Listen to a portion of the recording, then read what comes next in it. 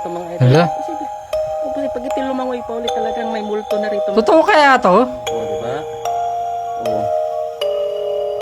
Oh, wala ang tigas eh. Oh, wala na. Malalaman yan, di ba? Mabuhay to. Wala na eh. So, Yung mga ganyan kasi na ano, isda. Ano yan eh.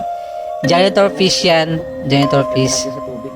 Walang kat-kat mga idol ha. Oh, walang cut-cut ah. Walang cut-cut. Mabuhay talaga. Wala nang... Pag nalagay yan sa tubig, Hindi talaga to. kita na yung mangyayari. Walang cut-cut yung video ah. Natatakot na itong lugar natin pag ganito. Walang cut-cut. Parang ano eh, kakalungkot to eh. Pag ito lumangoy, wala nang lamang loob, eh kalukuhan na yun talaga. Kalukuhan talaga yung mga napapanood natin. Oh. Oh, wala nang mata. Sana hindi ito kalukuhan.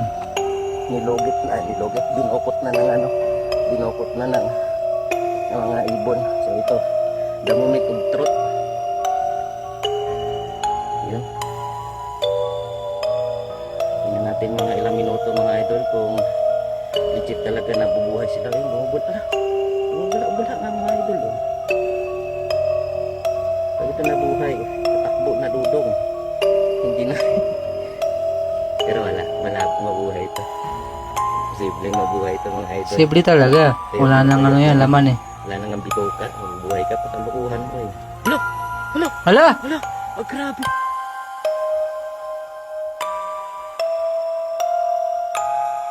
What the? What the heck?